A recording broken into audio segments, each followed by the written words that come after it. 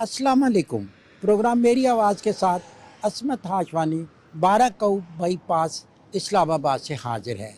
नाजरीन, आज मैं आपको हुकूमत के वो मंसूबे दिखाना चाहता हूँ जिसकी वजह से इस्लामाबाद में ट्रैफिक जो है वो मुकम्मल तौर पर स्मूथ हुई है। मैं आपको वो पॉइंट भी दिखाऊंगा जहाँ पे इस वक्त अंडरपास की या ओवरहेड ब्रिज की ज़रूरत है, क्योंकि ट्रैफिक के मसाइल को काफ़ी हद तक हल किया गया, लेकिन काफ़ी हद तक मसाइल अभी मौजूद भी हैं। इस वक्त मैं ये 12 कऊ बाईपास पे खड़ा हूँ, जिसका इफ्तिताह अगस्त 2023 में उस वक्त के वज़ीर आज़म जनाब शहबाज शरीफ साहब ने किया था। यहाँ से नाज़रीन मैं आपको बताना चाहता हूँ कि यहाँ से ट्रैफिक जो है वो मुज़फ़्फ़राबाद की तरफ, मरी की तरफ सीधी चली जाती है इस बाईपास से। इससे पहले वो सारी ट्रैफिक जो है वो बाराकऊ सिटी से होके जाती थी, जिसकी वजह से प्रॉब्लम थे। नाज़रीन, आप मेरे कैमरे की वसादत से आप देखेंगे कि रोज़ाना और ख़ास रोज़ाना बिलअमूम और हफ्ता इतवार को बिलखसूस यहाँ से हज़ारों की तादाद में लोग मरी, अयूबिया और ये झींगा गली, बांसरा गली या फिर यहीं से एबटाबाद की तरफ, मुज़फ़्फ़राबाद की तरफ सफ़र करते थे, जिसकी वजह से ये ट्रैफिक जो है वो अक्सर ब्लॉक रहती थी, हादसात ज़्यादा होते थे। लेकिन अब ये रास्ता जो है ये सिर्फ बाईपास का, यहाँ से छोटी गाड़ी गुज़र सकती है और वो चूँकि नीचे नहीं जाती, ये जो टूरिस्ट को कोई प्रॉब्लम नहीं है। सबसे ज़्यादा यहाँ पे इतवार के दिन, हफ्ते के दिन और जुम्मे की शाम को ज़्यादा रश होता है। यहाँ से ट्रैफिक जो है हल्की ट्रैफिक जाती है सिर्फ इस बाईपास। छोटी ट्रैफिक जाती है, बड़ी ट्रैफिक यहाँ से अलाउ नहीं है। छोटी ट्रैफिक मोटर बाइक और छोटी गाड़ियाँ जा सकती हैं। बाइक भी जा सकते हैं, बाइक भी जा सकते हैं, हेलमेट के बगैर उनको इजाज़त नहीं है। हेलमेट ज़रूरी है।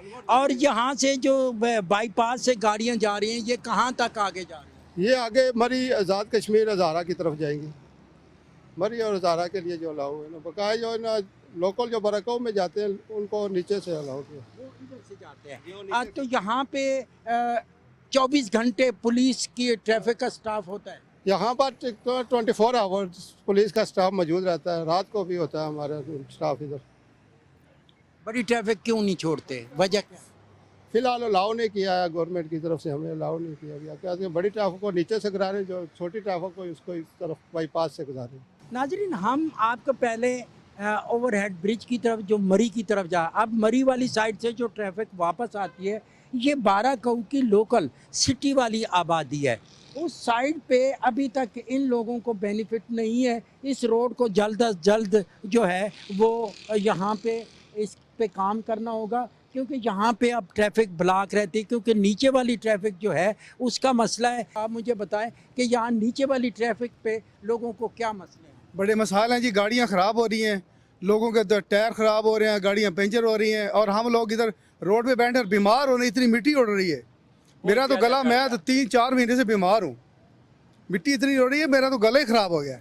गला ही ख़राब हो गया। आपसे थोड़ी सी बात करें। हाँ जी, बस इधर ही मसले ये है ना कि जब जैसा गाड़ी आते हैं ना, इस पे कोई तराई मराई हो रहे। ये रोड बनना चाहिए। हाँ, ये रोड बनना चाहिए जी। बस असल मकसद यही है कि ये रोड बन जाए। बिल्कुल, रोड बनना चाहिए। इधर आओ यार, इधर आओ। किधर का बैठा हुआ है? इधर आओ। क्या करते हैं? सर मजदूरी करने सर जी। मजदूरी करने थे। ये रोड शोड खराब है तो सर जी हुकूमत काम है, रोड बनाना चाहिए था जी।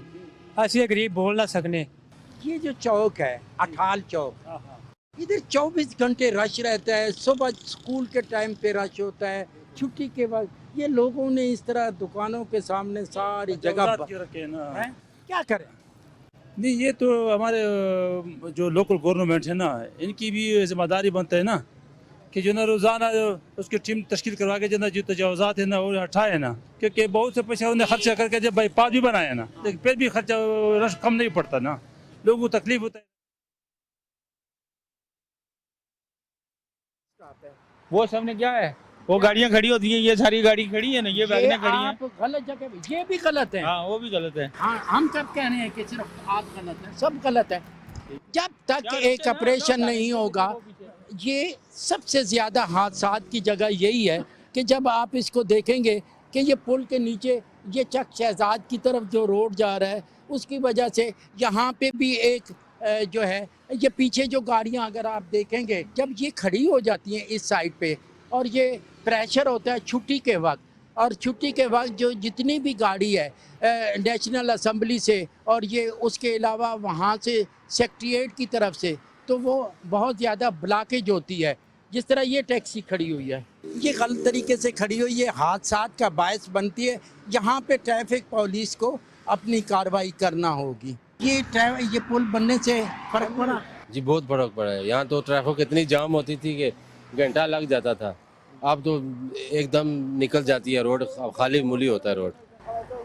अच्छा, यहाँ पे अब सुबह के वक्त या छुट्टी के वक्त ट्रैफिक ब्लॉक नहीं ब्लॉक नहीं होती है।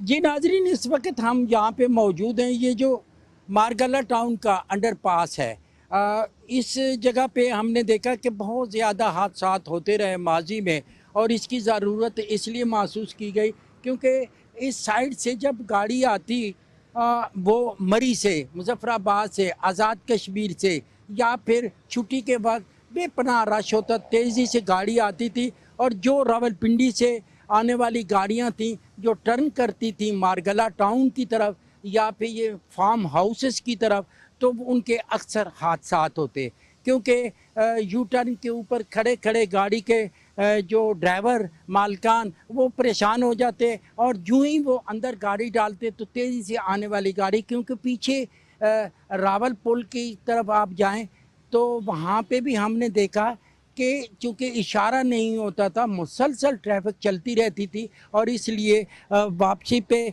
या फिर यहाँ से मारगला की तरफ जाने वालों के लिए टाइम नहीं होता था।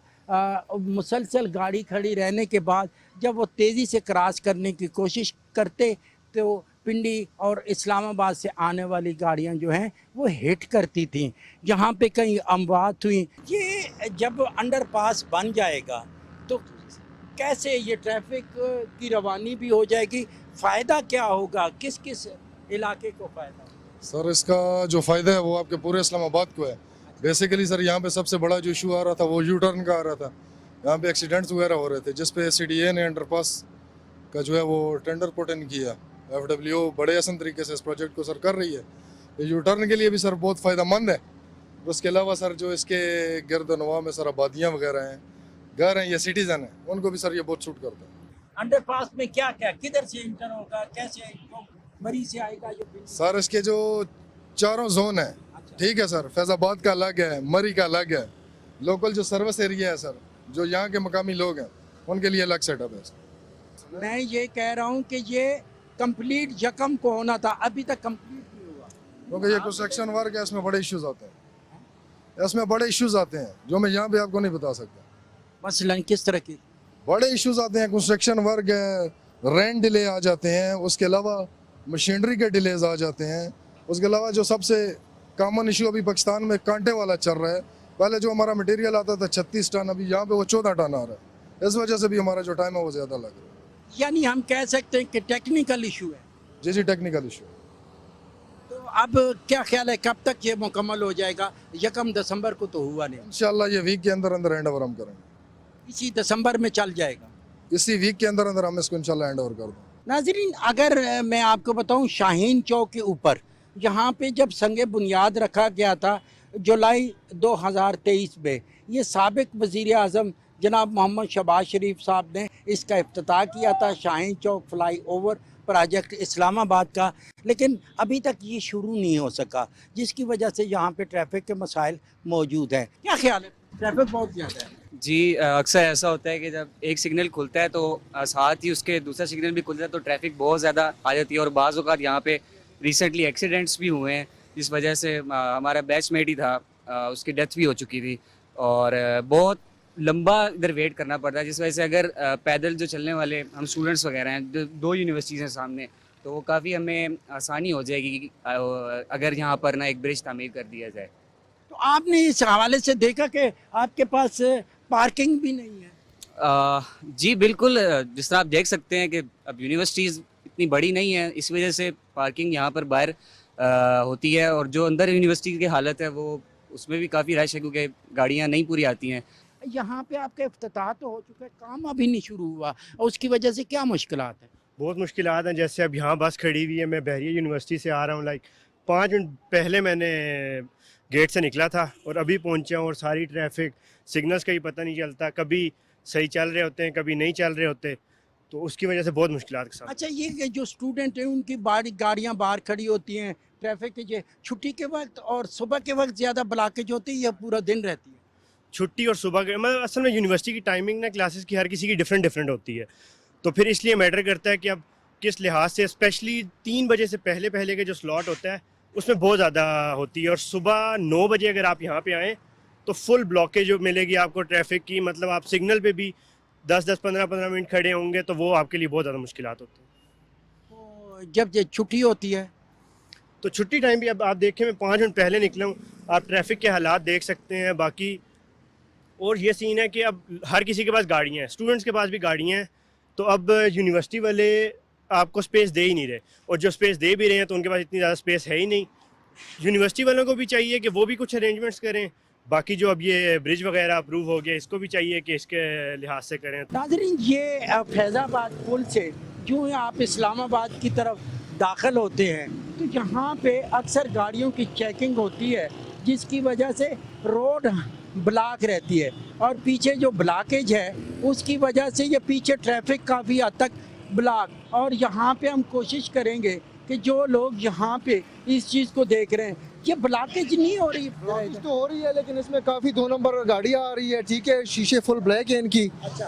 और ये नंबर प्लेट आप दे सकते हैं, आप इसको भी देख ले, ओरिजिनल नंबर प्लेट लोग नहीं लगा रहे हैं। ये ज़्यादातर अभी इस वक्त ट्रैफिक का सबसे बड़ा इशू जो है, छोटा बच्चा जिसके पास लाइसेंस नहीं है, जिसके पास हेलमेट नहीं है, वो चला रहा है, तो उसके खिलाफ स्पेशल ऑपरेशन है क्या? जी बिल्कुल, उसके खिलाफ स्पेशल ऑपरेशन भी है, और उनका जो है ना हम चालान भी साथ साथ कर रहे हैं, और उससे बाइक भी जो है ना वो बंद कर रहे हैं थाने में, क्योंकि पहले इन पे असर नहीं हो रहा था। 100-200 रुपए का चालान क्या है? नहीं, अभी हम उससे बंद कर रहे हैं, बाइक उनसे लेके बंद कर रहे हैं, उसको चालान दे रहे हैं, ठीक है जी।